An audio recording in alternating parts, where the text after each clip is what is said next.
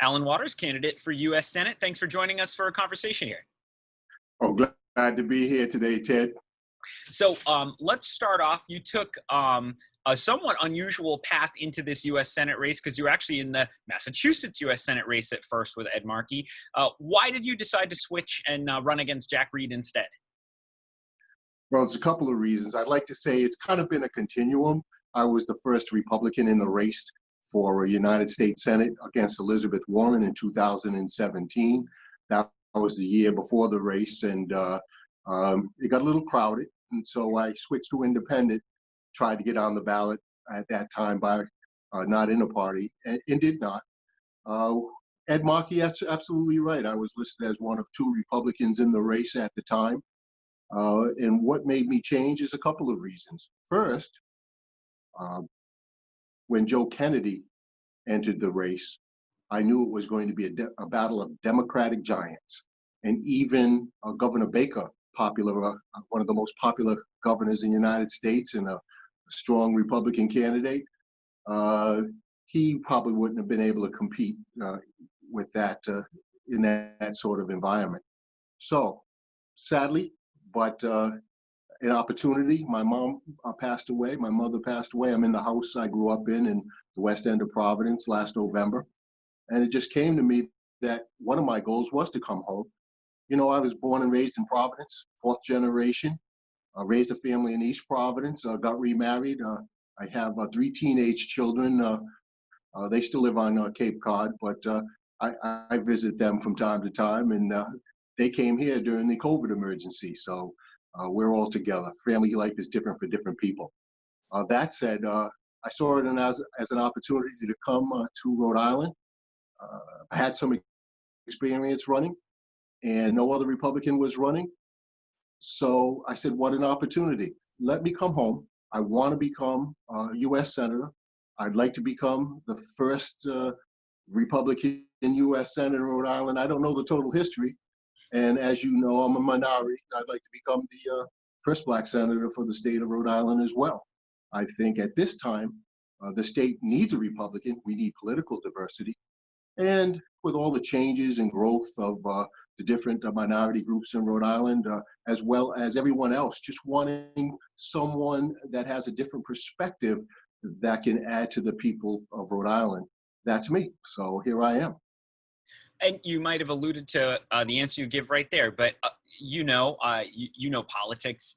It's tough for Republicans, especially in federal races, both in Massachusetts and Rhode Island, to get across the finish line, especially when you have an incumbent with the seniority and money that Senator Reed has. So what's your pitch to a Rhode Island voter who maybe has been skeptical of Republican candidates before, or maybe they've pulled the lever for Jack Reed before, that they should switch opinions and go with you this time?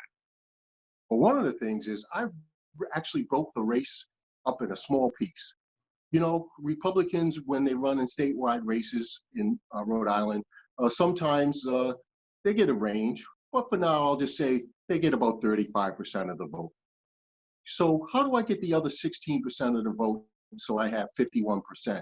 Certainly, whether it's myself or anyone else, it's not going to be able to beat Jack Reed by a landslide, but how can I beat him in a photo finish? How can I beat him by 1 point, become the next senator of Rhode Island? So what does that mean? Well, why am I a Republican? It's about values, first of all, Ted. I believe in capitalism. I'm not a socialist. I believe in free enterprise. I believe in things such as liberty of the individual. Collectivism has not worked. Socialism and communism have not worked very well for the people across the globe. There's no real success stories in it, but yet we have a radical far left part of the Democratic Party that seems to want to lead the country to having more government control and power over people and over economic resources. And so I'm against that. So people who want to be free, who believe in the free markets, that's an idea. I believe in limited government. When you really think about what's happened this year across the United States, but even in Rhode Island, think about it. We have a governor through a coronavirus pandemic and an emergency power who continues to cling on to that power, has been able to suppress the lives of people and businesses across the state. Some people might think that's a great idea. Some people may think that's not such a great idea. But we're just talking about power. So if you ever wanted a taste of power in government, Gina Raimondo has it right now. And quite frankly, with my libertarian sort of bent as a Republican, the answer is, oh, that's not good. That's not good for liberty at all. And we know we need a strong national defense, but we also, a defense is also to protect us from, you know, people outside of the United States. But think about what's happened inside the United States. Since the untimely and murderous death of George Floyd in Minneapolis by a rogue policeman, you know, fast forward, we've had all types of riots and revolutionary things going on in this country. And the people of Rhode Island should not fear lawlessness in the United States. They shouldn't fear that. You know, I support people's right to protest. That's what this country is made about. But to have uncivil, dangerous, destructive of property and lives, you know, that has to stop. And so I would want people, you know, to know that I'm a son of Alan Waters. He was Providence police on motorcycle, 1954 through 1973. He served the city well, went on to other things. But the point is, I grew up in a law and order family. I continue to have those type of principles. And as we know, I haven't heard it yet. Somebody correct me if I'm wrong, but we never heard from Jack Reed saying it was wrong to burn downtown Providence. It's wrong to do these uncivil behavior-like things. So I'm telling you, as a candidate for the United States Senate, it's wrong to do. One of the big issues that's coming up a lot is what to do about the Affordable Care Act. Should it be repealed? Should the Supreme Court overturn it? You know, what do you think of the Affordable Care Act? Get rid of it, change it, keep it mostly as is? What's your thoughts on the healthcare bill, the healthcare law, I should say? Glad that you asked that question, because I think about it often. You know, we get into this bias, left, right, Democrat, Republican. We do know that there was a lot of people that fell outside of any sort of healthcare safety net. And certainly the Democrats were able to pass the Affordable Care Act. But it's imperfect.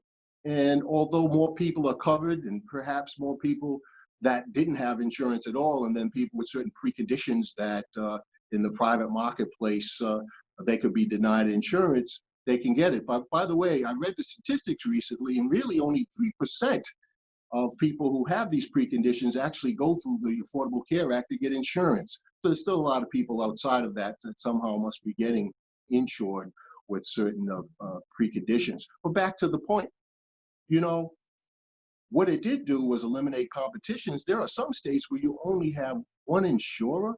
You know, that's not good free market, free enterprise principles to only have one insurer in the market. And then you have a range of people who do have insurance. Well, certainly the wealthy and the well-off can afford it, even if they're paying out of their pocket.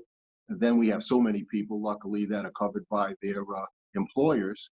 And then on the people with lower income, they have the Medicare support, or at least some sort of subsidy to be able to pay the premiums.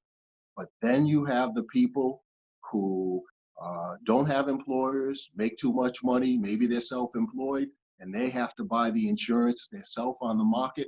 And it's outrageously priced. It's breaking people's financial backs that are just regular middle income people. But most important, again, back to the philosophy of having government control, why, you know, a federal program such as the Affordable Care Act, Obamacare, has too much power in the hands of the federal government. It should be spread out back to the states. How would we do that? Well, there's a variety of things. You know, sometimes we talk about having block grants to the states and let the states figure it out. But to your point, Alan Waters, myself, as the striving to be the next senator for Rhode Island, sure, we either need to fix it or replace it, but don't replace it until you have something to replace it with. So I am not a Republican who believes we should just cancel Obamacare and let people fend for themselves. We need to come up with some ideas to either make it better or come up with a better idea to replace it immediately. not just let people go adrift. And those are my candidates. But I've thought about it, and we ought to make sure that maybe we need tort reform that would reduce the cost of medicine. We should have more price transparency so that when we go to the doctor's office, whether it's on the wall or on the internet, we know what it's going to cost in advance. So maybe people can make decisions on whether or not the provider that they have versus or between providers for as far as cost is concerned. It can go on and on, but there's a lot of ideas. Maybe make the medicine more fun. I understand that the Affordable Care Act and a lot of doctors ultimately dropped out of the system. It wasn't fun anymore. It was too much of a grind for a tough business as it is. So when we put these things together and we sit down between Republicans and Democrats, we need to come up with some ideas just to make it less cost, more affordable, and not cut the safety net on people who are depending on it. One last question for you, Alan Waters. You were talking about the socialism in some parts of the Democratic Party, and I don't think anyone can argue that there isn't like a rising energy in the more leftist side of the Democratic Party. Historically, Jack Reed, he's certainly a liberal Democrat, but sometimes those farther left Democratic socialist types have said they get frustrated with him. They don't think he's far left enough. Do you see Jack Reed himself, Senator Reed, as a socialist, or do you just think he's part of a party that includes some of those people? Well, I can't answer for Jack Reed other than to say that he certainly appears more moderate than his voting record. GovTrack.us ranks 100 U.S. senators from the most conservative, number 1, to the most liberal, number 100. And by the way, the most liberal senator, as the last ranking, it was maybe last year, 2019, that's Kamala Harris. Has the most liberal voting record, and Jack Reed's number 89. So, we get caught up in personality, Trump versus Biden, and on right down to local levels here in Rhode Island. But it's all about policy. It's all about what people are voting on, because that matters. Back to Trump. You can like Trump, really don't matter about Trump, really hate Trump, but it's really what he signs. Even if he stands on his head and makes funny faces, is what did that man sign, either at his desk from an executive order, or what bills got passed that affect the American people. And so I support policy, not personality. But I believe that Jack Reed being so liberal in these days and times, I believe that enables the most radical part of the party. And I don't think that many of the Democrats have the stomach to go against that radical element. And so I do believe that America is in dangerous times right now. So one of the things that motivate me is not because I'm a Republican, because I've been independent most of my life. Some people can do their research and say, well, he's been a Democrat too. But what does that mean to say that I'm a Democrat? The answer is I never changed my speech. I never changed my values. I would have been a conservative Democrat. That would have been more a blue dog, perhaps. And it wasn't that very long that I've done that. But I'm very comfortable in my Republican skin as a Black conservative candidate, because also, I look at it from, I just believe that the Democratic Party has not served minorities in Rhode Island very well.